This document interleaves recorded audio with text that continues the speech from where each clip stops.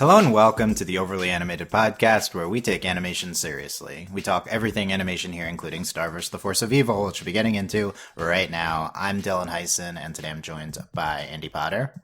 Hello. Sam Quattro. Hello. And Alex Bonilla. Doop-Doop.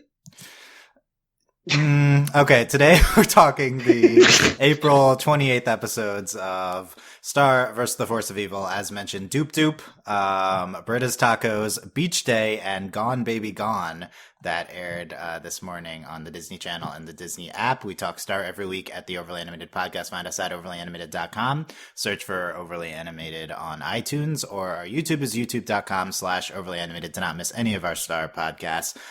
Some big episodes this week, including Beach Day, the highly anticipated Beach Day.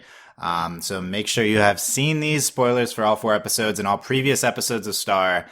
Boy, we have been blessed this week in several ways. Yes. We have been truly blessed. Andy, what are your overall thoughts on these episodes? I'm just stunned. Like, where were these episodes earlier in the season? Like, I think I had fun with every single one of these episodes. I mean, just ignoring like the big thing of like Tom and Star pretty much breaking up. Yes. There was like, you heartless people. there was so much other stuff happening here. Like, Jackie's gay, very gay. Yes. This episode. There was like, I think 3 of these episodes felt like season 1 episodes, but they had like the same emotional depth that season 3 episodes have, and it was really good. Like, I was so happy with Beach Day, and I was like, oh, I guess that's it for the week. And then Gone Baby Gone happened, and I'm like, it's just every episode, like, I just thought that was like the end of the good episodes this week, and they just kept coming, and it was just like, I don't know which one's my favorite, because they're all really different episodes. Yeah, I think that's a great opening take here. Sam, what do you think of them? You know, I'm a real sucker for character building and just hanging out episodes. And that's what we got this week. I really liked all 4 of them. Again, in like their own separate ways. I don't know, I just like learning more about Marco and his life and his insecurities and his sister. And it's just all about Marco this week, guys. We love Marco. Yeah, we do. We love Marco at Alex. Yeah, we do. We love him. Okay. You can't add somebody in a conversation. Yes, you can. I I just did. don't know if you can. I just did that. Okay, so It doesn't work like that. At Alex, what are your takes on the episodes? I think Sam hits it where like these are very character-based episodes. Like I don't think I'm as high on these batches as you guys, but like I will say that like these episodes have given us the most in terms of I think we're gonna have a lot to discuss in terms of like where these characters' arcs are in the process of this season, like their motivations going on, like how far they've come compared to previous seasons. So I think all that is definitely something we'll dig into. The season 1-ness of it is, I think it's better than episodes earlier in the season that we use that description for, but like also it still has the hint of, do we really need to make these callbacks this late in the show? But you know, I'll give it that for the most part they're fun, and they do a lot better service to the characters that we've grown and loved than a lot of episodes have been doing this season. So I definitely think that there's some deep stuff to get into here. Some deep stuff. Yeah, this is like everything in Britta's Tacos. But no, these are so good. I'm so happy with this week of Star episodes. I agree. It's like, why wasn't the show this good this season? Because all 4 of these episodes are spectacular. I mean, I think these are 4 of the 8 best episodes this season, all in one week. I think my favorite is Britta's Tacos. I am in love with that episode. It's maybe the most successful the show's ever been with this type of episode. And we do it like when we're not doing that type of thing anymore. But the Beach Day came, and it was a phenomenal ending to that episode. Gone Baby Gone was, I mean, I love the Dimension Adult Marco episodes, and just, you know, taking the babies to like aging them up and then making them new characters and stuff. It was really, really good. And then Doop-Doop, we've been waiting on this podcast for this episode for 2 years, literally, I think, maybe more. And wow, Tom Star has taking a break, probably broken up, but at least taking a break. And, we are blessed that it is gone. Jesus. Alex, you know how many panels I asked when will Tom Star break up? No, you did. It was like a running poll to see how long until they'll break up. Way longer than any of us ever thought they would. They haven't broken up. No, they're on a break. They're on a break. Yeah. But so finally, Star says she doesn't want to be with Tom. We've known it for a while. And we'll get into that. I actually think it's really well done, but it's very fast, and I can see some objections to that. So we'll get into everything with Doop-Doop. I also think Doop-Doop's a very good episode. Basically, Britta's Tacos is goodbye to everyone on Earth. Doop-Doop's goodbye to everyone on Muni, and I think that both are very successful. Although Britta's Tacos has like a specific brand of quirkiness humor that I think is very consistent throughout and extremely successful. So yeah, I really like every one of these episodes. It's a really good omen into where we're going. I mean, we're still going to have to deal with, the Mina stuff, but for now, it's great. And with 3 weeks of Star left, I'm much happier than, we were, I think, a few weeks ago here. Well, I find it interesting that aside from maybe like the first minute of Gone Baby Gone, none of these have to do with the Muni plotline at all, and maybe that's it's like it's like wow, what a surprise that the show vastly improves when we get rid of Muni and Tom Star. Wow, like oh my god, it's like what we've been wanting for a year and a half. This is why this was like end of season 2 episodes when the show was at its best, before we had to get into all the Muni drama, before we got Tom Star back. Like I think it's consistent that it makes sense that these would be a lot better. So I don't know. It's also just like we're at the end, and I think a lot of things are freed up, and we can say these goodbyes to characters and get into these deep character arcs. So I think there's a lot of good stuff to hit on now. But I feel like our lead story it's a little bit overshadowed, but I think Beach Day is what everyone was waiting for here. And we finally get the culmination of the Beach Day photo brought up earlier in the season, and apparently has been a thing from before that. But we have this episode where Star is trying to fulfill the prophecy of the Beach Day photo, and then it eventually happens, and then she learns that she was the one that gave herself the photo, and she closes the time loop. And she did it because she needed she needed help in getting through some hard times, and so it's basically turn it. I think what's brilliant about this episode is they turn it from the Starco thing to the Star character moment, right? Like it's not just about Star's feelings for Marco; it's about herself and her perseverance and and everything she's been going through on the show. And I think this is like one of the most successful Star character things we've done in a long time. Absolutely. And I think that this ties very closely with Doop-Doop in terms of Star like being at this point of just kind of lost, like what am I supposed to do next? Like Beach Day is also part of that, right? Because she's like, well, now I'm alone, I don't have responsibility, I should be happy. But then like immediately you come to the realization, wait, but I'm not happy. Like what's going on? Is there something wrong with me, sort of thing? And but then like, you get the discussion with Marco later of like, well, even if your happiness is propelled by your lack of happiness is because you're unsure of what your future is, but at the same time you were able to create your own happiness from making decisions, from being decisive about things. And like that at least to me that hit me pretty hard in terms of like just the idea that like sometimes you are aiming in your life for like things to be better, and then when you get to a place where it is better, you're like, wait, but I still don't feel fulfilled. What's going on here? And like that's a very relatable feeling. And just seeing Star go through it in this moment, like she like says like it's been 5 minutes and I already feel it wearing off. Like it's not supposed to be like this, and like having to deal with that in your head. That's just kind of I think that's been lurking in Star's character for a while, but like seeing it like pushed to the forefront here is definitely something that it makes me feel good about where they're going with Star, like trying to figure out her place in the world right now.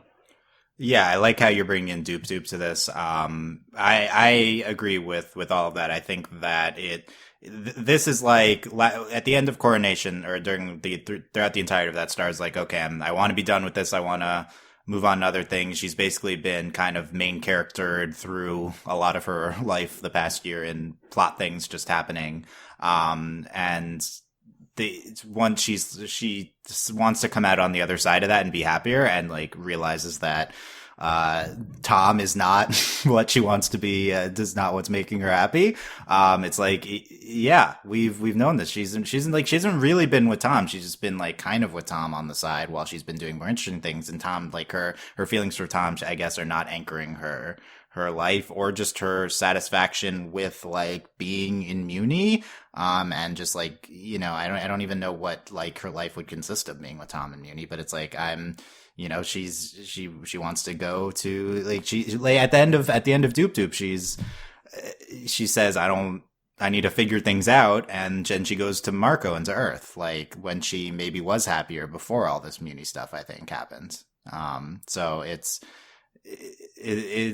very, I guess, closing out maybe of the season 3-4 Star stuff, getting us back to some earlier things, and I think treating it with regards to Star like just being chilling on Earth like she was earlier in the show, and not it just being a Marco thing, I think is good. I think like I like that this is very Star character focused, not immediately getting into relationship stuff. Like for once, I think it's good that we're not doing Start Go immediately. Not that it's going to be good that we're still delaying it until the finale, but this is good for Star's character. Yeah, it's really good. I really like this, and just to go back a little bit to the scene with the beach day photo. I really it really felt like almost a BoJack Horseman type moment. Like we're really just getting into this, like you're growing up. This is like, and like. Star has these feelings that just she doesn't quite understand, and it's I think something that pretty much everybody has dealt with at some point, where like you put your hopes in this moment, like you dream, like not dream, but you're like I'm gonna do this thing and it's gonna be really fun, and you do it, and there's this moment during it where you're not having fun anymore, and you're like, but I'm supposed to be happy right now. I'm supposed to be enjoying myself right now, and it can go deeper than that. It can be bigger than that, but just at least everyone I think has had a moment like that at least. And Star had this moment. And I think this is an important, I just really like that they're showing this on a show. Like it's cool that BoJack Horseman does it, but it feels really good and different that a show like Star is doing it too. Like this is something that kids need to know, like that you're not going to be happy all the time, but that's not bad. That's just how it is. And I really enjoy that because I think that's a more important message to send out to people who can't watch BoJack Horseman sometimes. Because BoJack Horseman, like, it's coming out to people like us. Like, we're adults, we're watching it, and this is coming out to a lot of people with a much broader viewer base, like, and much younger, and they don't get to see BoJack and see that it's normal, that this is something that they're going to grow up with, and it's not necessarily bad. I think that's a really interesting comparison. Like, this is like a BoJack type moment when Star is like doing something and like, I'm not happy doing this. I'm just not happy right now. And that's kind of what she's going through in Beach Day.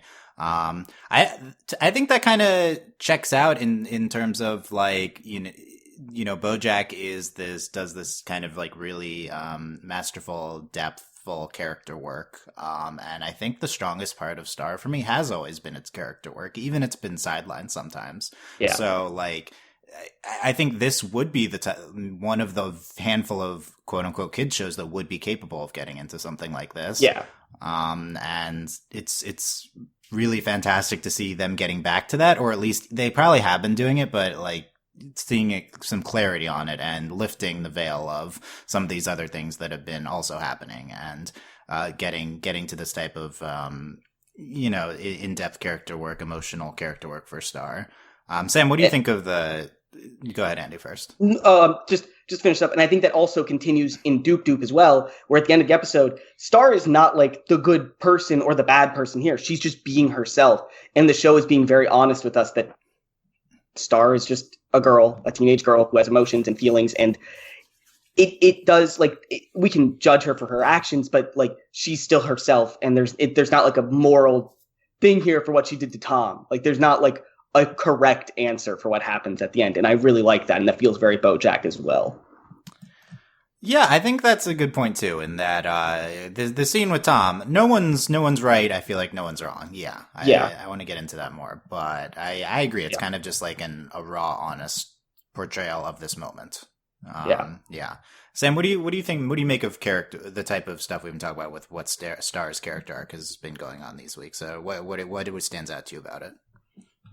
I don't really know. I thought it was interesting that, especially in the beach day episode, which, we were all really hyped up for, that she kind of takes a step back and says, well, I wasn't actually happy when this happened, and it was all, I guess, set up on a lie that I decided to tell myself. But I think that's a real sign of maturity in a way. Like, sometimes when you go through not so good periods in your life, you have to have something to keep you going. And I thought it was really interesting and really grown up that Star would do that for herself, even though she was a little bit angry and upset about it in retrospect, or in the future, I don't know, time. But I thought it was really interesting because I don't think that, obviously, season 1 Star wouldn't have done something like this. I don't even think season 3 Star would have done something like this. I think it was, I don't know. It's hard to pinpoint. I really liked the discussion that just happened like 2 minutes ago about it sort of being a BoJack Horseman sort of moment. It kind of does feel like a little bit like BoJack Light in that way.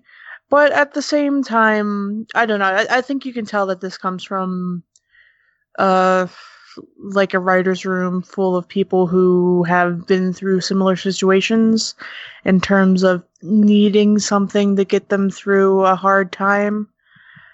And I don't know, like, you don't really see that sort of thing represented in media in general. Nobody really talks about how you can, well, obviously not everybody is trying to take control of their kingdom and help the new queen out, but it like, there's similar situations of, the hard stuff that happens, and nobody really talks about, needing something to get through. It's always, pull yourself up by your bootstraps and do this, that, and the other, and, just make it through. But Star needed that, and I'm glad that we, as a show, as a fandom, I guess, as a character, acknowledge that, you need some hope sometimes. Yeah, but I also really like that, like you mentioned, like there's these big stuff happening with Star, but it's not those things that break her. Yeah, it's the small things. It's a thing that people can relate to. It's this thing where it's like, I had this trip I was looking forward to this trip, and it wasn't what I expected to be. And I think that's really important. They've really grounded this emotional beat in this craziness where we talk to a guy named Father Time. Like, it's this really grounded, really relatable moment in her life. And I really like that. Yeah, Star says, some days knowing that I'd be this happy was the only thing that kept me going. Very kind of somber thing to say in this type of show. Yeah, the whole discussion surrounding that. That almost feels like something that would come out of BoJack's mouth at some time. Like it feels like that might come out of his mouth. Yeah, Alex?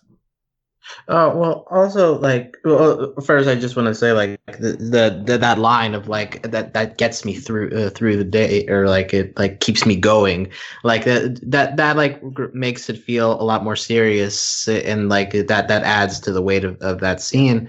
And also at the end, like we talk, it's talked about how, like, this is based on a lie she's telling herself, but then Marco is like, well, but at the same time, like, that is like self-determination of, like, setting a goal for yourself, like, even if it doesn't come to fruition in the way you expected, but like still you like worked towards something and you finally got there, and like you should like appreciate the road that you went on in that sense, and like enjoy the moments of happiness that came along the way, even if it doesn't come out the way you expect. So like the fact that, like, even though Star calls it like this, it was based on a lie, but like the show is trying to tell you, like, no, like your happiness can be valid dependent on like various other factors. It doesn't necessarily need to be just because it comes exactly the way you expected it to come out. And also, like, just with in general, I like another thought that came to my head, like this conversation is very existential in terms of like, examining your life. I think that other times in Star, this kind of stuff is treated a bit more jokey. Like, for example, like earlier in this episode, you have Marco talking about the zit, and it's like, well, if I cover it, but then will the thing not happen? Like, that's treated like a joke. Then, like in the British Tacos episode, like Marco kind of like goes into a zone, like talking about how he's been a terrible boyfriend, he's got the big eyes, and like Jackie laughs it off, and that's also kind of treated like a joke. But like this sequence is treated seriously, even with Father Time. But like it's Star like working her emotions out, and I don't think that the show is treating that as a joke. And so I think that also helps a lot. That like they're giving that the weight it deserves compared to perhaps somewhat similar scenes in other parts of the show. I think the Marco bad boyfriend thing is a good comparison to, that is played humorously, and that's kind of could be an introspective moment for Marco. And it's not, I think it's not just the show. I mean, obviously it's the show's perspective being told through Marco at the end with but Marco is the one that says, you created your own happiness through self-determination. And yeah, I think it's a great sentiment for Star's character. It's also fantastic that Marco is the one recognizing this, is giving like, credence to what Star's been going through, and like helping her with that, and like just being really supportive. And I feel like this is like the type of ideal supportive partner thing that is great grounds for doing Starco at the end of the show. So like I think giving it the time, if we're gonna do all the stuff we just did, now giving it this time and this foundation through this type of moment with Marco, and the fun they had at the beach, and them just hanging out in all these episodes, I do think is like, okay, we're building back up now to Starco and culminating that. And I think that it's good. These are good foundations. I feel, I think especially the scene in Marco helping Star throughout that. So this is, I think, something to track, to see how the show, if we're going to do more things like this. But I think like these episodes' approach was Star's going through things, Marco can support her through that, Marco also going through things where they're just doing stuff together. It does feel very, before we got into relationship drama things, kind of resetting things. And I think it's a good place to go, where we're going to start getting the Starco again. So it's that was a fantastic scene. Marco, I mentioned them also, like just having the scenes of having fun together at the beach. We have the old lady ends up taking the photo. By the way, the whole photo thing with Star ends up giving it to herself, and she realizes that, and it's in that moment she gives it to Father Time. I found that to be like very fulfilling, very like satisfying time travel stuff. I think like that really worked. Way better than anything Endgame did with time travel. Don't at me. No, Dylan, you're right. It's a much smaller thing, but still. Yeah, this is like two minutes worth of it, so there's less to think about. We didn't need to do 3 hours. I think the point is, Dylan, the time travel works because it's told to us in post, and it works because it comes with this like character moment of giving something up. Like it's important, but also it comes from this moment of like she takes a picture of it with her phone, but like that also like kind of symbolizes her just kind of like internalizing this moment inside of her instead of just holding on to this physical thing all the time. And I really liked that. Like it was there was a physical picture she has now, but like it felt symbolic, and I really liked it. Yeah. I think Marco throughout this episode, I think is good as well. I mentioned having fun with Star, Marco on being the sand mermaid. Yes. I think, yeah. I think that's good. Also in a week when Jackie's back, as Alex pointed out. But yeah, there you go. I think the stuff with the Zit, I found that like he's like goes in. Do I have free will? I found that a little bit more just like time travel jokes. But I think I could see how that relates to that. I thought Beach Day, especially at the end, was really good. The first half is a little bit, the thing we've been doing where it's like zaniness and then consequential stuff at the end, but the consequential stuff was like much more. Yeah, it's all feels like to get them there, And so I think Doop-Doop is a more egregious example of that, but yeah, Beach Day also like where the first half just feels like we're working towards something, but we just got to get through the first half. Yeah, so that's why it wouldn't be it's the best episode for me. I think this feels like Just Friends. Just Friends also is like a part from season 2 that had like them getting to a place. I don't know. I feel like the show's done that for a while. But yeah, still like, okay, so we love the end of Beach Day and some really interesting things here. We can get into Doop-Doop since we have already been discussing a lot of this. But we get the thing we're talking about where Star realizing she's not happy in a situation. She's delaying saying goodbye to everyone as Marco's going to Earth, and she's apparently going on a trip with Tom. I don't think we knew about that before this, but she says goodbye to she says, I'm done being a princess, can finally do whatever I want. Continuation of the coronation character arc we were getting with Star. She says goodbye to Eclipsa and Globgore, to Ponyhead. Ponyhead great in this episode, right? Because the Ponyhead show will never die. Considering it wasn't that great the first episode with it, we've done that a lot. Katrina and Buffrog, say goodbye to them. Rip. Yeah, Buffrog will be back. All these people will probably be back, but these could be the last season goodbye to Evan. Moon, though, we'll see Moon with Moon. She said goodbye to Moon. This is the last, like, character moment goodbye. Like, we might see them again in, like, some kind of, like, final, like, conflict thing, but that won't be the same as seeing them in their, like normal habitat. If that makes sense. Yeah, yeah, they'll be roped into the Mina stuff, unfortunately.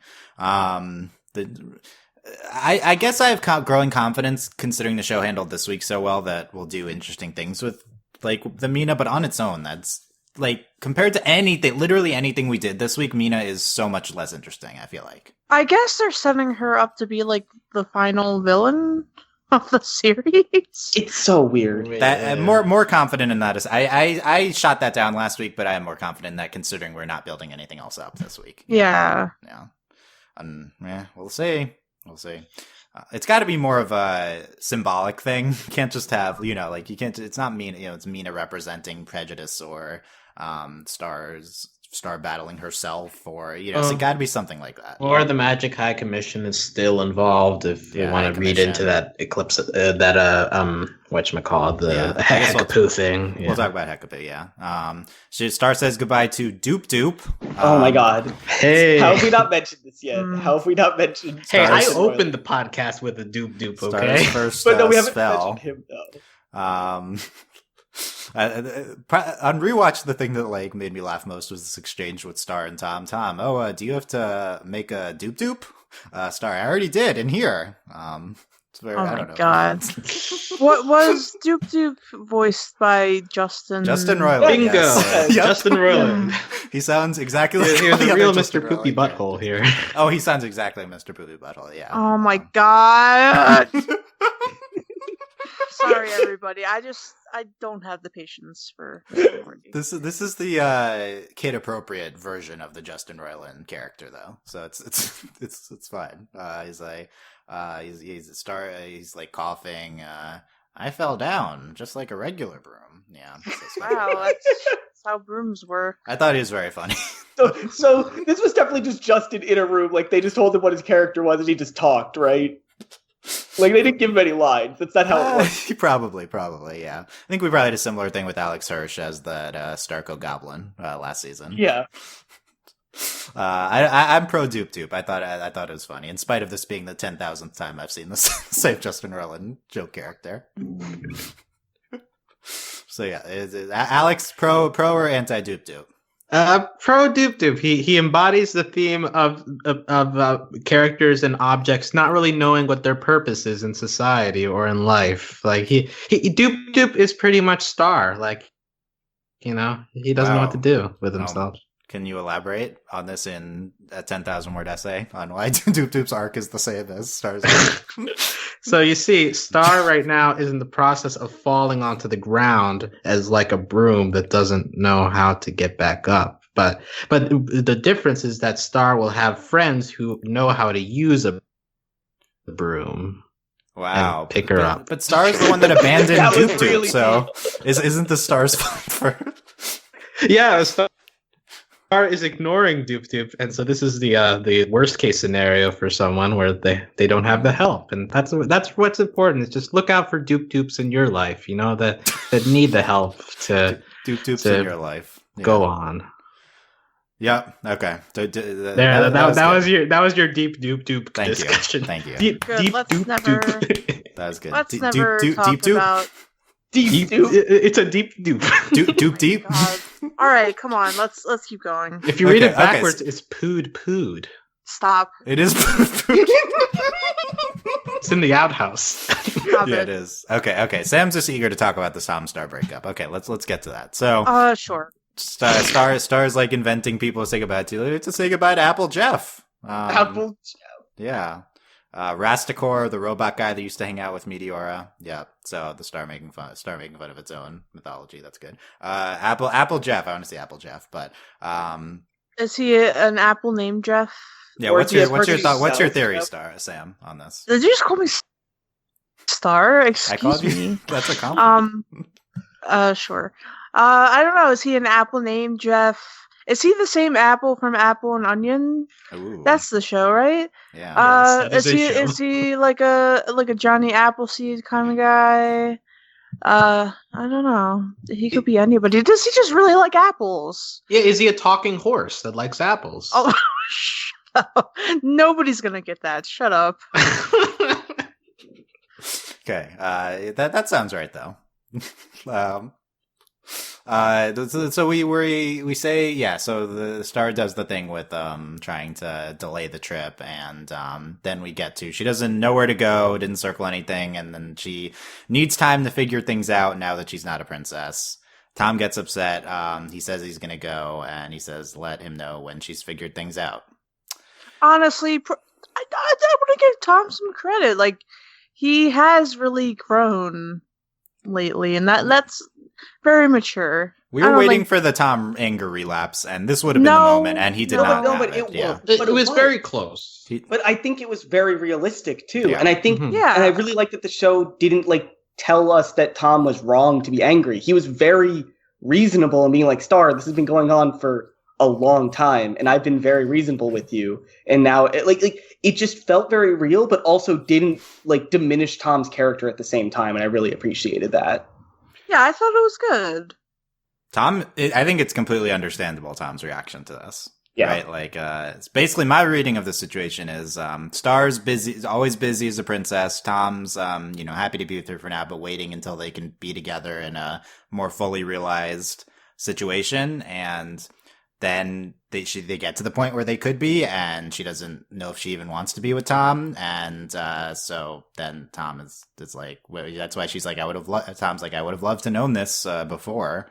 And I think that it's kind of understandable that's what Star's going through, especially because we've been seeing it from her perspective. And it's Tom's reaction also understandable and also pretty, I think, okay. Like, I think his emotional bordering on anger isn't great, but he's like, let me know when you figured it out. Like, okay, that's the right thing to say. He also could break up with her if he wanted to, but, this is a completely reasonable thing to say in this situation. Yeah, I don't know. Alex, what did you make of when this came on? Were you surprised when this moment happened in the episode, and how do you think it was handled? I think by like halfway through the episode, you begin to get the sense like, okay, she's delaying because she's having second thoughts, sort of thing. But when the breakup actually happens, like what I found interesting is that like Tom at the end of Coronation offers this trip as the idea of, okay, now you are finally free, like now we can go off and do our own thing. And so like I wonder what would happen in an alternate take where Tom is like, well, that's what this trip is for. It's for us to figure things out, right? Because I just find it interesting that Tom immediately interprets this as, okay, Star doesn't want to be with me. Like, rather than it being like a whole thing with Star's entire life, sort of thing. So, I get the general language of I need to figure things out, meaning I need to take some distance. But I just find it interesting, like that's the interpretation, as opposed to the idea that like I think the trip was meant to be figuring things out together, sort of thing, rather than Star wanting to figure things out on her own, which is still continuing this like side thing with Star. of like I guess it's not really a Star thing to be like wanting to fix things without help from others, but I guess more just like not trusting Tom enough to be that help that she needs for something internal like that. So yeah, obviously this is like we know that Tom Star was never really going to be Endgame. So, but I that was the part that like I clung on to. It's like, well, like why is it specifically that we interpret this as Star breaking up with Tom rather than just Star like wanting to figure out where her life is going, and like Tom interprets it in perhaps a more superficial way than what we as the audience see Star going through.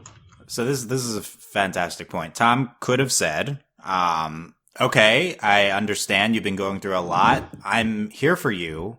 Good, let's go on this trip. We can figure things out. Let's not go on this trip. I'll be with you, like, for you to figure things out. I think this like speaks to the fact that like relationships are so intrinsically tied into our lives and the direction of our lives. And it's like really hard to not react like Tom did, I feel like, in this situation. Like, cause I read it as Star saying she didn't want to be with Tom either, but you know, she isn't necessarily saying that. Tom doesn't have to be this huge thing in her life that she needs to figure out. She could be figuring out other things, but I feel like the way we as a society treat relationships, it kind of is seen as that. Like, it's like Star's, like when she says that, she is talking about Tom, like Star's life. You know, when you're with someone, the assumption is almost that the direction of your life is about them when you're being in a relationship with them, for good or bad. And I feel, I don't know, that's what that made me think of when you talked about that, Alex. And I thought that was really interesting. But yeah, Tom could have totally just been more patient with that.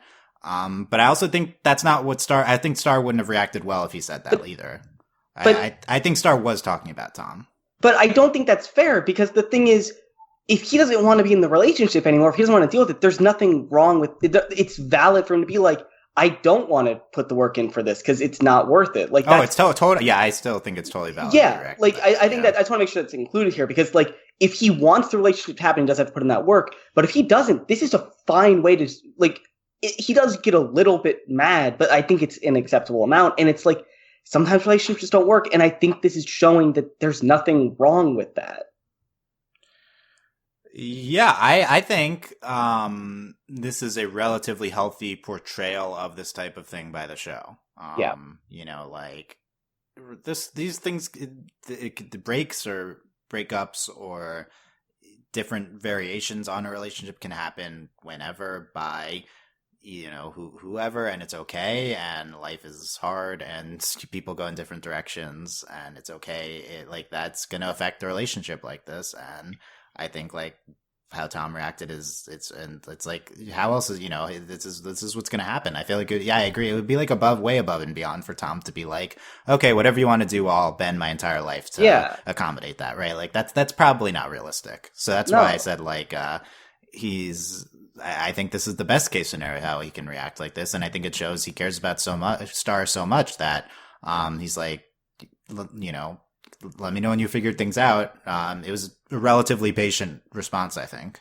It was very patient, but also accepting that Star might not come back, and I think that's important. And I really like this breakup a lot more than Marco and Jackie's breakup. Like I just think this one is a lot more. I don't know. Like Jackie and Marco's breakup had like some amount of it where it's like, I felt at least that Marco was in the wrong at some points. But this one, like, I really don't feel like anyone's really in the wrong here. And I think that's good. It's like, this is the kind of moral grayness I want Star to have, not the moral grayness it was trying before. Like, this is the stuff I want.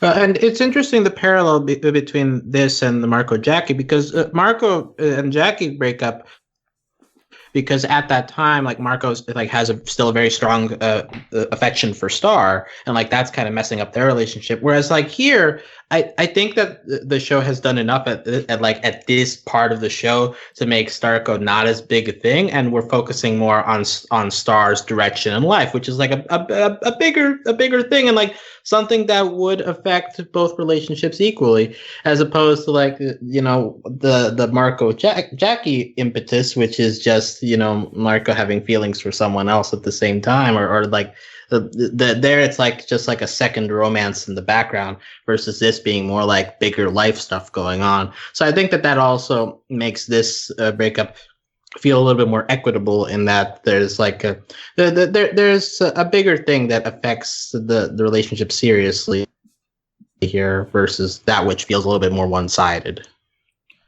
I think this is resonating. I think it's facilitating a deep kind of discussion about this type of thing versus the other. I don't even remember too many details of the Marco Jackie breakup until Britta's Tacos. Jackie has been written out of our memory, but I think going back to the thing before, I think it's tempting maybe to say like Star is quote unquote at fault for what's happening here. I feel like if anyone, someone might say Star, but I think like this is just how like what happens, being together is like someone's life might go in a different direction and they're allowed to have that happen. It's like Star's not under an obligation to stay in the direction of her life where being with Tom is factored in, and that's really hard for Tom, but like that's the vulnerable place you put yourself in being with someone like that. And I think that's like it's and it's like Tom's gonna have a lot to go through because of this, and I hope he doesn't become bitter and blame Star, and I think based on the way he reacted, he won't, but it's still gonna be really hard. Yeah. And I think the other important part here is that like Star is a kid, it's like a teenager. Like this is something she has to learn to deal with, like how to not just in like relationships like this, but in general when you realize a friend or a significant other, like you realize I need to move past this. That's not an easy conversation to have. And she's learning that you can't really dodge that. Like that's part of growing up. You realize you can't dodge the things you need to like come face, like you have to face head on sometimes. You have to face some problems head on sometimes. And this is one of those. Like you can't just keep going, no, Tom, it's fine. No, Tom, it's fine. Because she did that for a whole season. And it just, and that's what made Tom react so badly. And I hope that's a lesson she learns. Not that he reacted too badly. Star needs to, stick up for what she wants and go in the direction in her life she wants, regardless of if Tom's on for the ride or not. And I also think that the healthiest thing is for Star to address this in more depth now. I don't think like I assume the way the show will handle this is will be treated as their breakup and referred to as such, but like for Star as a person, like she shouldn't let this be where it ends with Tom. She should just have a more in-depth conversation with him. Like actually break up and address like, this is where I want to go. Like this is why, like discuss how they're feeling. I think this was like not the worst start, but it was pretty quick and it would need to be, more of a thing for them to, I feel like, have emotional closure from what's going on here. Well, it's the thing also like with Lava Lake Beach, right? Where like they have they begin to have that deep conversation, but then it gets cut off by like all the like storm stuff. And so we don't really like get into that deeply. And then here is a situation where like with Tom, it kind of like breaks it off. It's like, okay, I need to like go and like let you have your time.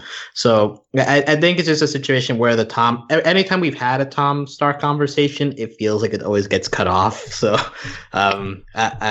I would hope that the show does that one day, but I get this feeling like that they're portraying their dynamic as something where they can't have deep conversations for too long, which maybe speaks something to the strength of their relationship. Yeah, right. Like that's not a good sign, but also they're young and learning through how to go through this. I think Star needs it's good that Tom said go for a little bit so Star can understand what she wants, because it's, especially hard if Star doesn't even know that. So she had some time away. Maybe she has some more time away next week. Maybe they have a discussion right before the finale. If not, I hope it's referenced. I doubt that's something the show's going to show on screen, but like I think that'd be a good thing for Star to mention that happens off screen. It's weird. I find myself in a place because of the way they presented this and the strength of the way they presented this breakup where I want another Tom Star scene or more Tom Star referrals, like referring to that. Like I want that to be a part of the show in order to fully, close this arc. And I think that speaks to, kind of it being fairly well handled this episode. I don't know, Alex, any thoughts to this being too quick here, or do you think it's like something where it's good if it's if it's closed later, or is it okay if this is it? I don't know if it's okay if this is it, but I will say, like we've talked about Tom Star a lot on this this podcast. Like, there's been a lot of exposure for them, so I think like we've got enough of a feel for like the arc of their relationship that like this does feel like something momentous and something that had build up, and but also like with the emotional weight that we've been getting, not just in this episode but like a couple of others in this batch. I think that I'm not doubting that the show will touch this again, and maybe just from Tom's perspective, but like if we also do it from Star's perspective, that would also be great.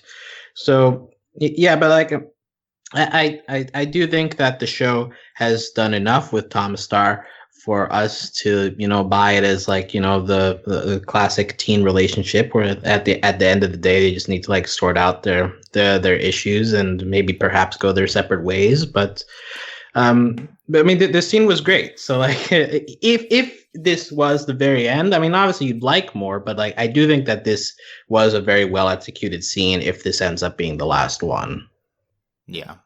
Hopefully we'll get some other something else from it down the line. But this was really good, and they made me feel the most for Tom and Star right at the end. So that's good. I feel like that was the most successful portrayal of the two of them. There's some strong Tom Star stuff too. Also the Lake House Fever, right, too, this season. So at least we found a bit there before where we ended it. So that's we'll see if we get back to Tom Star, but rip finally has happened, and I think it was a really great scene to end this episode, and it's similar to Beach Day where the end is really strong, but also I think Doop-Doop was pretty good as well. Let's get back to the Doop-Doop character, Sam. No, just kidding. Okay, let's move on to We haven't even touched on 2 episodes. Yeah, let's move on to Britta. Let's move on to Britta's tacos because okay, this is also... briefly, like connecting to British tacos, Doop-Doop ends with Star Mariposa, deciding to go to Earth, Yeah. like looking for Marco, like that's her safe place, right? And right, so the last line is it's good to be back. You know, so that's a sign of like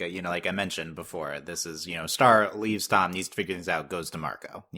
This is a sign of what's coming here, to Earth more broadly, but also going to Marco, which is I think found from the foundations of their dynamic portrayed throughout the entirety of the show. I think makes a lot of sense. But also I think this week functions as kind of a Mariposa Marco Jr. Our arc of episodes here as Star meets Mariposa on the at the end of this episode, and then Britta's Tacos they take her to Britta's Tacos, and we have closure with all of our favorite Earth characters. Hey, why does everybody joke that Mariposa is Marco's daughter? So, from the perspective of the people on Earth, Marco went away with Star for 6 months and then comes back with the baby.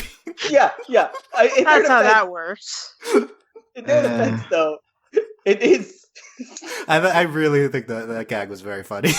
Every time it hit me too, Dylan. And I loved Marco just like accepting it at one point, just be like, "Fine, I get it. It's not worth it." Star and Marco had a baby, says Ferguson. Right? Yeah. I guess that's the plight of the sibling who's like 10 plus years older. Yeah. That's how it was with my sister when I was a kid, since I was like 12 years younger than her. Anyway. Oh, all right. So are you relating to Mariposa? I guess. Yeah. So hot takes, cold foods, real quick. Tacos. I don't really like tacos that much, but I love burritos. I'm the opposite.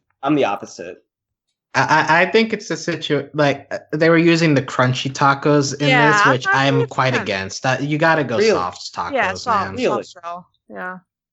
Yeah. Okay. Or just have a burrito. Britta's Tacos is an institution, though. This has been sure an institution that just hired an unemployed sensei and a teenager. Okay, I have a flaming hot take. I think here. Okay. Oh no.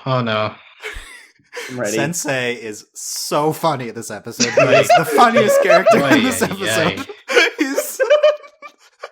I love Sensei. Elaborate on that? What was everything he said was amazing. Okay, please elaborate on like what jokes did he have that were memorable? Alex sounds so excited. Just the way he said everything. He's something about pain, right? He was like, when he's giving them the hot pepper, yeah, like Right, feel the pain, feel sure, the pain. sure. Yeah. And just his delivery at the beginning. I forget the line, but at the beginning of that sequence, his delivery too, and it's just like. Why? What is? This is so stupid. This is the stupidest character, and why is he working here? And why is he treating this like it's normal? I think my issue with this episode is that I think a lot of these characters are stupid. Like, why do I want the principal back? Why do I want Starfan 13 back? Why do I want Ferguson and Alfonso back? I don't. So, like, supposed to be the mirror of Doop-Doop. We just said goodbye to everyone on Beauty. Now it's goodbye to Earth. And they even lampshaded by like Starfan 13, going like everyone comes for tacos today, even though Jana's in France.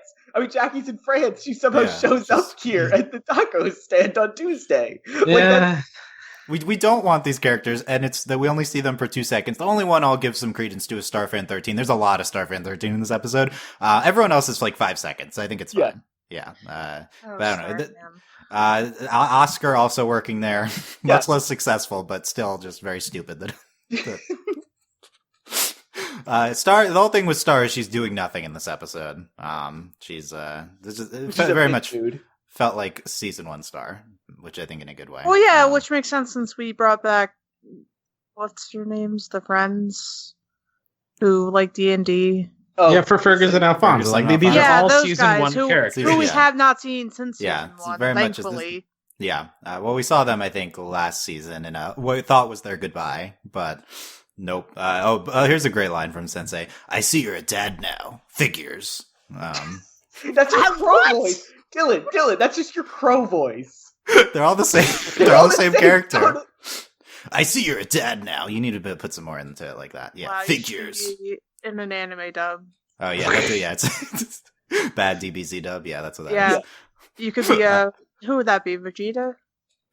Who cares? It'll be everybody. It'll be everyone with the same voice. Yeah, I could do that. Yeah. No, we got. The whole thing is like Marco. We're hiding it from Jackie. We're hiding from Marco. Hiding from Jackie. Also, this mystery prize from the punch card and it being a T-shirt, and it's all very dumb, and I think it's good. Principal and Crandall definitely not the same as on Muni. And Starfan 13, she was here. Yeah. Yes. Yeah. I thought she was funny at times. The biggest point of this episode, I felt, was that Jackie is dating a lady. Yes. Jackie's girlfriend, Chloe. I can't believe it. Is here. Yes. I'm very happy. Sam, had you foreseen this for Jackie, and what do you think? Somebody's going to have to go back in the receipts for that. Obviously, I thought Jana was going to be the first one to break that mold, but it was Jackie, and you know what? It's cool. I love it. I think it's amazing. They skateboard together. That's beautiful. That's some. Yeah, they hold hands while they skateboard. It's so cute. And she's French, and they do parkour. I love it. It's everything I want in a romance. French exchange student skater GF. Yes, exactly. I think that Delaney called Jackie being a lesbian sophomore slump.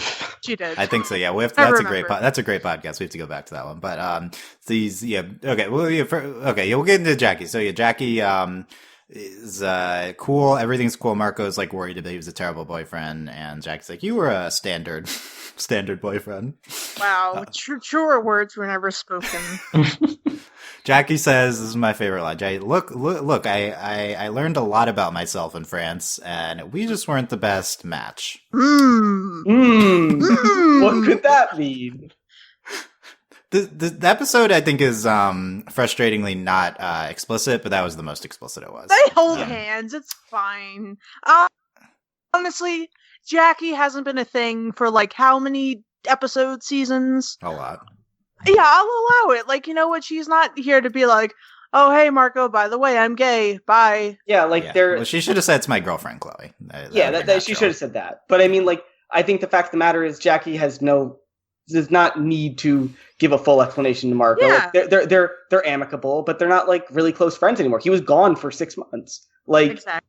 Like I don't think she needs to explain anything more. But again, if she had said girlfriend, I think this whole scene would just be much better. Oh, not yeah. not just because like from a progressive standpoint, but because I think everything said by Jackie would be much clearer and it'd make much more sense. That's the thing. It was definitely clear without it. So this is one of those But I mean, times like, when they made it very explicit. But it it would would just be have been explicit. it would have tied it together a lot better. Yeah. This is I guarantee this is Yeah. one of those things where they storyboarded the scene and she did say girlfriend and then the But executives then made they them were cut like, it. nope. Yeah. So Yeah. that's exactly what happened probably.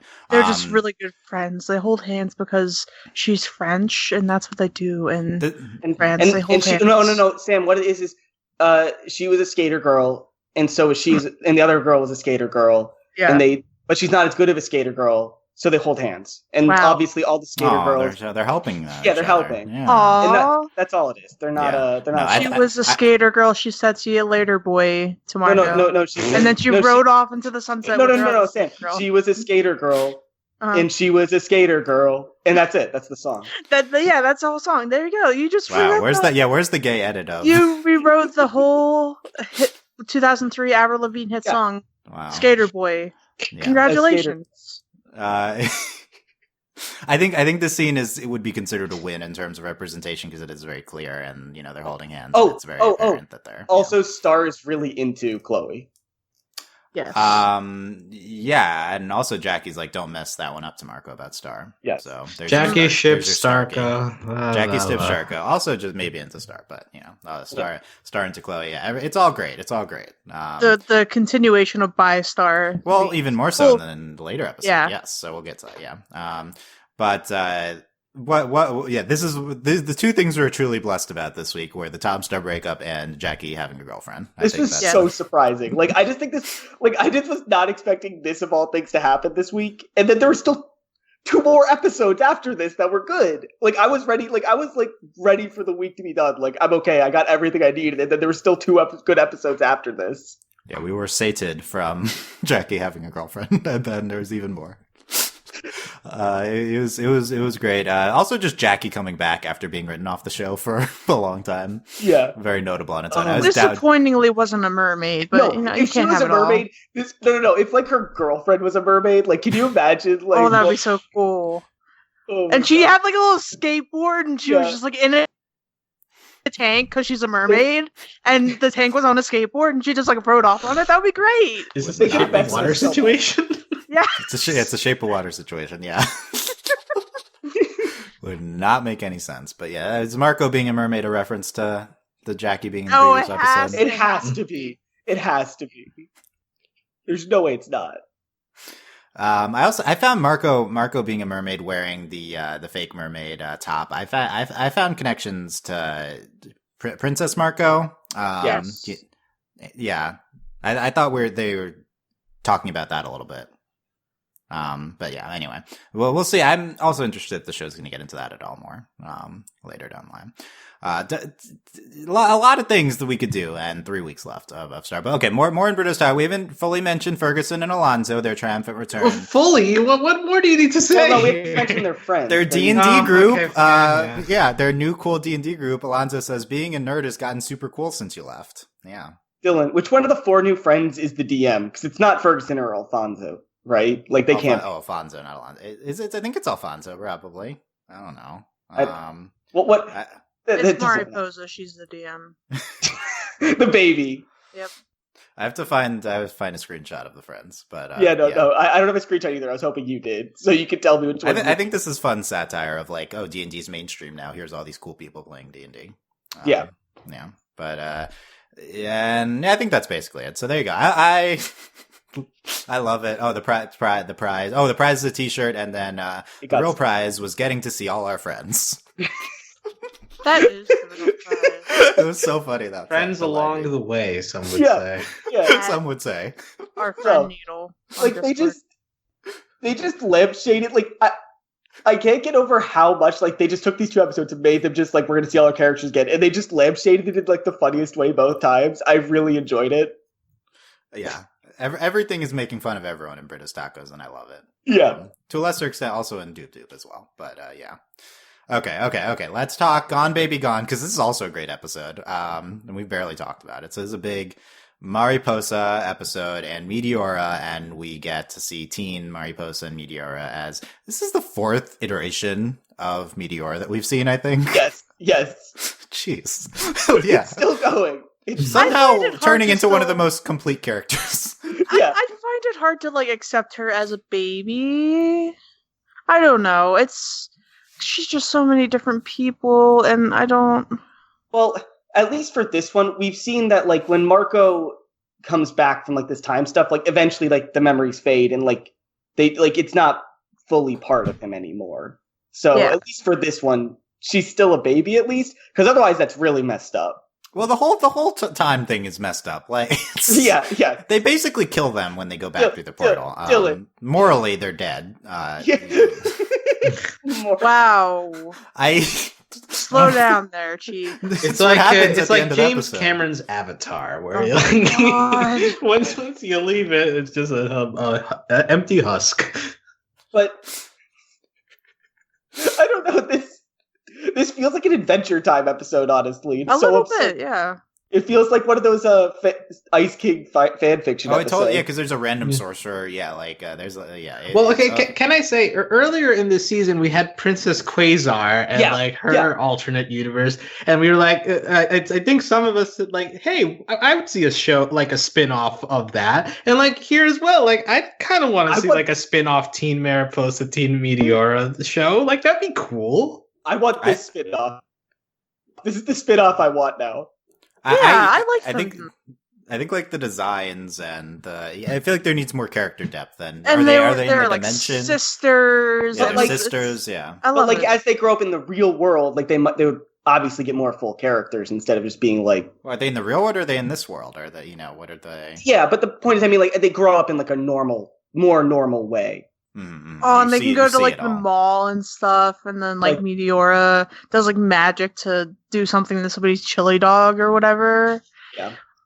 Like Sonic the Hedgehog. No, can no. we say Glosser is teaching Meteora magic? So like, what if there comes a day where like baby Meteora just like has the ability to open portals and she can take Mariposa at will, and like whenever Oh, they feel like it, they can that's go so into the cute. dimension together. Yeah. Oh my god, Alex, write Aw. that fanfic. That'd be good. I don't know. I just really like this because they're really good. They're fun. I had fun with Yeah. them the whole time, and I just like their character designs are really good too. I like them a lot.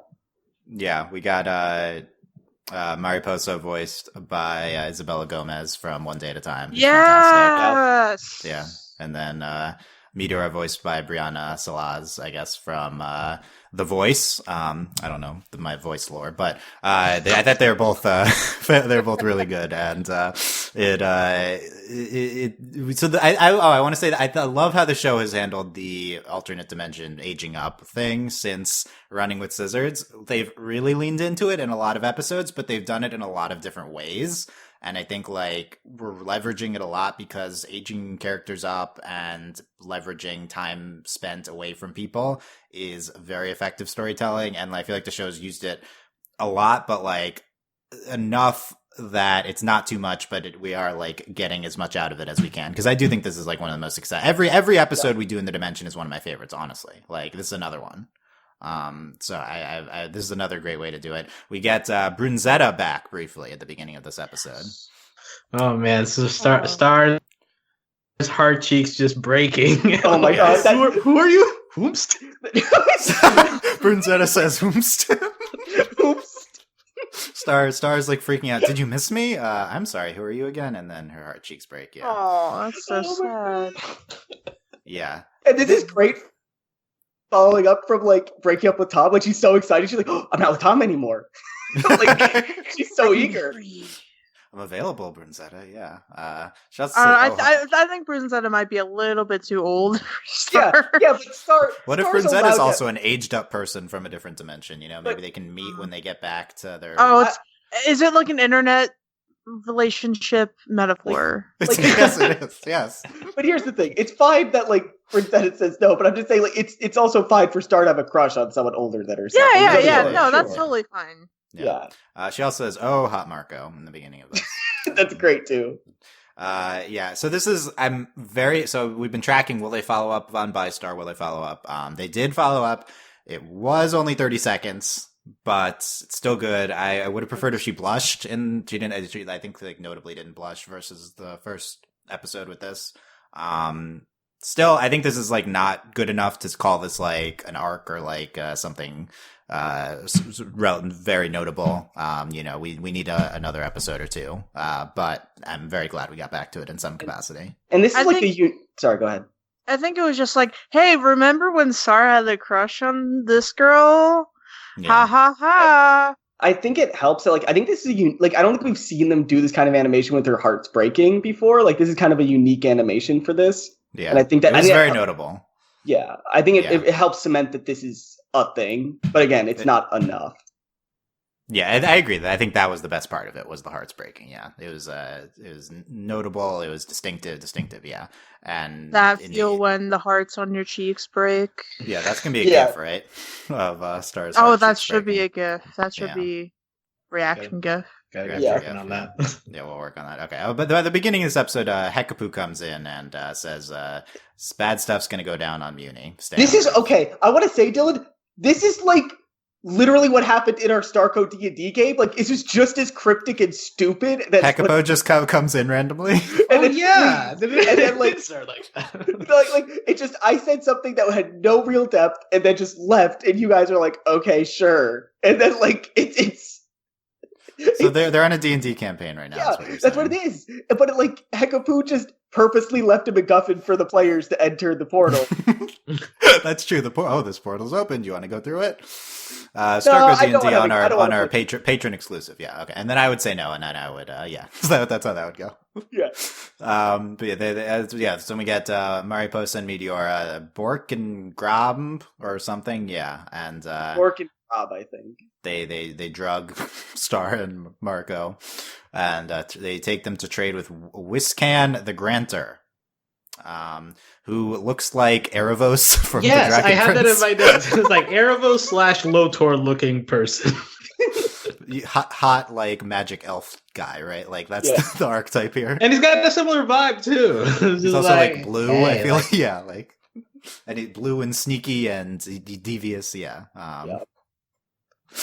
But except he has like a thing in his stomach. I hated it. That was so creepy. No thanks. You're gonna feed Star for powers for Mariposa, but then they fight old fashioned and they give him garlic spiders, and he doesn't like spiders, and they convince them with the finger puppet from the beginning of the episode that Marco is her brother, and they also convince them with food to come back, and we'll make sure you grow up together, which I thought was really good. That was so cute. Will we get to grow up together? It's like, it's very. It makes me feel good. It's like a Rugrats, but not super concerning. Like I hadn't thought of this when they showed us Mariposa the first time, but it makes sense that like Star and Marco's family are pretty intertwined at this point, even if if Starco doesn't happen, like they're pretty close. And I think it's really cool that we're like, this is kind of like an epilogue before we're even done with the show. I think it's really cool that we did it this way, because like it makes my brain think like, oh, this is really fun. The world is like going to continue on past Marco and Star existing. Like that's cool. Yeah, and I love butterfly that, like, and a Diaz. Yeah. Well, and I love that they make the parallel between like the Star Marco relationship and the Mariposa Meteora relationship, because like also it's a situation like Mariposa doesn't have magic, Meteora does have magic, but like they both lean on each other and they have like their secret conversations. Mariposa respects Meteora and vice versa. So like it feels like a almost a mirror of what Star and Marco have become over the years, and I really love like seeing those two like combine with each other, and then like it briefly like while Mariposa and Marco are fighting together, like Star and Meteora also like are still talking to each other, you know. So it's like kind of fun. Yeah, it's I really like it, and again it leans on that whole pseudo D&D feeling I got at the beginning of this episode, where it's like Mariposa is a fighter and Meteora is like a wizard or whatever, and I don't know, like they kind of talk about this sometimes, that Marco fights and somehow he's still just good at fighting as Star is, despite her having all this magic stuff. I don't know. It's really it's a funny vibe. Yeah, it's a good dynamic. It's it totally could be the spinoff, I feel like, for Star. So Whiscan, he was a pretty fleshed out, I feel like, character design for this random appearance. I mean, all these characters are really fully designed for just happening. I was really impressed with the designs for one episode here. Yeah. Definitely. I think all these Portal episodes are just one-offs, right? And they all look great. Yeah, except for we saw the what's her name, the Brunzetta. Brunzetta. We saw her again. Yeah, yeah. Still great. Yeah. Yeah. I think we might have one more Portal episode to go in the show. If every single one is like. Here's the thing. Like, I'm amazed that like all the Portal episodes are great, but they like and they use them a bunch. I'm amazed I'm not bored of them yet. Like they do something cool with it every single time, and I always enjoy it. Yeah, I really think so. I feel like the show could do it more, honestly. I know that would be overkill considering it's like a side thing, but they're so consistently good, and we struggle with some other areas of the show. Like, so it's like, why don't we just do this all the time? Yeah, if like something you're doing is working, like just keep doing it at least to some extent. Like that. Which I think is what they've been doing. Yeah, I think this is one of the more successful decisions they've certainly made in these seasons. Yeah. So I don't know. Does the Talon episode count as that's not a Portal episode? Yeah, right? that the recent one. I don't know. The first Talon one was, but this one I think, okay. Anyway, other thoughts on Gone Baby Gone? I don't know. Like it. Despite how fun it is to think about this episode, I don't think there's like a ton here in terms of like character development, but it was like really fun to watch, and I think that's obviously a good thing for a show I want to watch.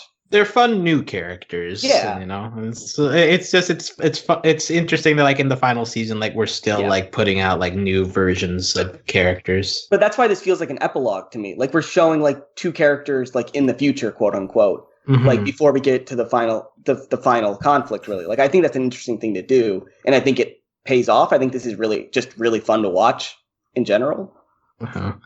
And just briefly to the Hekapoo thing, like I don't really want to actually talk about like the Muni overarching plotline, but I think I think that this is potentially setting up that Magic High Commission is still like maybe planning something behind the scenes of like toppling. So you think Hekapoo's warning them of herself, like we're doing this? No, not I just, think like I sense something's coming. I think Hekapoo's like tricking them into doing something so that they can paint them as bad or something. Like Hekapoo's consistently not the bad guy, I think, of the but she was also just the way she reacted to Globgorb in the last week is just she wasn't right.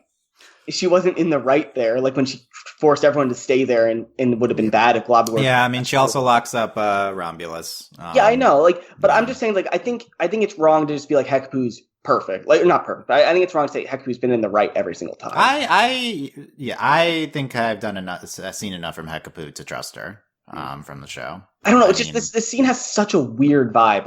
I brought up that the relationship. It just feels like she's not telling the truth here. That's just what it feels like. Also, Hekapoo and Marco have a special relationship. That would be a big betrayal. So that's the kind of thing a villain thing needs for this final season. Honestly, like that would be more interesting. Hekapoo would be a satisfying final villain. It would be very satisfying. That'd be big. I don't know. I mean, I would love it and hate it just because I love Hekapoo so much. Right. But just imagine if the final villain is someone who has control over all the portals, and then all of a sudden, like that's just an insanely.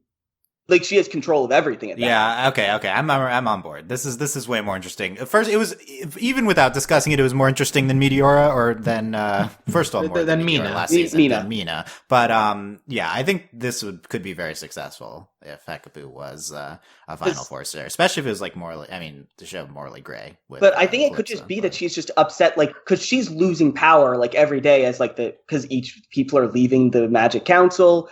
Eclipsa doesn't really have trust in her. Like she might just want the status quo to go back to what it was. Like that just might be all it is. And that's like not evil, but just the means she goes to get to that point might not be morally acceptable sometimes.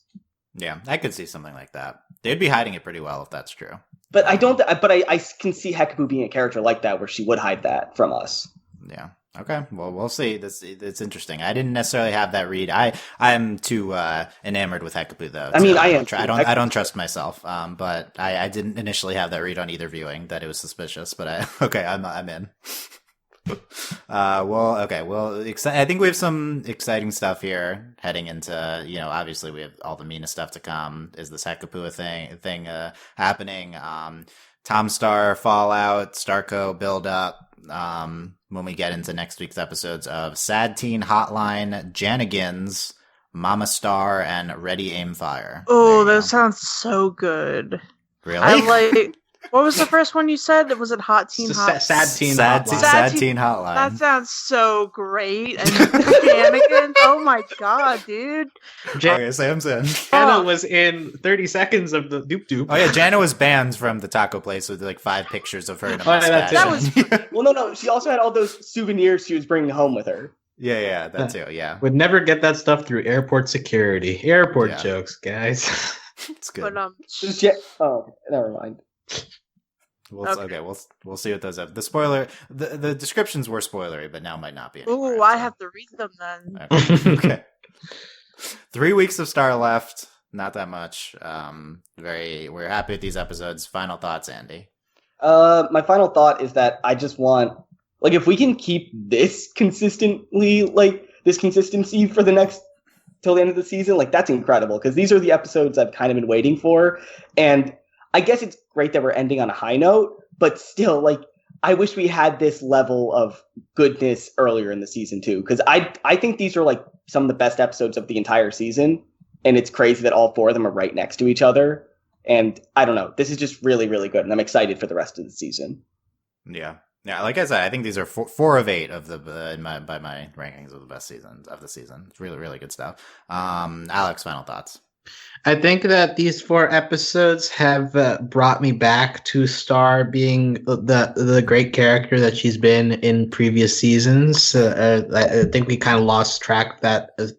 We've been on and off with Star in this season, but I think like this group is a lot more solid in terms of like this is how I remember Star at her peak. So I if we can continue to keep focused on Star and not lose her story in the midst of all the upcoming Mina, Magic High Commission, Eclipse stuff.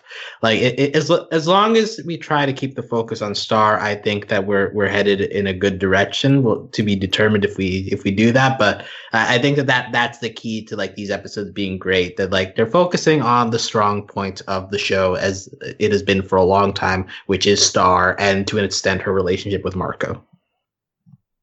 Oh, and you don't need the to an extent, but yeah, I agree. Star's character is number 1 on the list, and I totally agree. We lost a lot of Star's character strengths this season, and I think this brought us back to a good place here. And if we close out strong, it could still be a really good season for Star. Sam, final thoughts. You know what? I agree with Alex. The name of the show is Star versus the Forces of Evil. You have to have the Star, right? Not just the Forces of Evil, and it's not the whole show. Anyway, yeah, good episodes. Really gave me more faith in the show than I think I've had. Also, to piggyback off of last week's discussion, just to say, I like those episodes too. I don't know, I think the last 2 weeks were really good, strong batches of episodes, and I'm super hyped up for the finale. I'm feeling the blood rushing through my veins. I'm all about Star right now. Yeah, nice. I love this hype Sam. Hype about She-Ra too. This is the most, I think this might be the most hype I've ever heard Sam. Oh. She was hyped for She-Ra last night too. Okay, that's I'm not sure of that. Yeah, it's good. Oh, you'll see hype Sam when I decide to reveal her. You'll see hype Sam when we talk about Detective That Pikachu. sounds like a threat almost. Detective Pikachu? Oh yeah, when Detective That's when Pikachu hype Sam comes is out, happening. that's when the real hype Sam will come out. Oh my god. You won't even know. We don't even know. Yeah. Okay. Random things I forgot to say. Chloe, Chloe good. Jackie's girlfriend, voiced by Jessica Perret. Rare, random, tiny role for big actress, and also Marco's making Sand Ludo in Oh yeah, in Beach Day. Oh yeah. Yeah, that was fun. It's an acceptable Ludo appearance as a sand Ludo. Wow. Yeah. I'm convinced we're done with Ludo at this point. Maybe Yeah. I'm wrong, but I'm He'll convinced come it's back over. at the finale or whatever. It's fine. Oh my god. We'll see. Okay. That's it. Let us know what you thought of this week's episode. Do you like him as much as us? Would you agree with us about Tom Star's character, everything else that we got into here? Let us know in our YouTube comments at youtube.com/overlyanimated or our website overlyanimated.com, or you can talk about Star with us on our Discord at overlyanimated.com/discord. Consider supporting us via Patreon at patreon.com/overlyanimated. Thanks to our current patrons, especially our patron of the podcast, Katrin, aka Patron, and thanks as to our patron executive producers, Ryan, Steve, Alex, Beatrice, Hugh, and Michael. Check out our She-Ra coverage. That's going to be a lot of that coming up. If you're a fan of She-Ra and the Princess Power Season 2 came out, we have a season-long podcast already up. We're also going to be getting episodes discussions up soon. Find that at overlyanimated.com. More Star vs. the Force of Evil next week, so subscribe to not miss that. Thanks for listening, guys. We will see you then. Bye. Adios. Bye. Bye.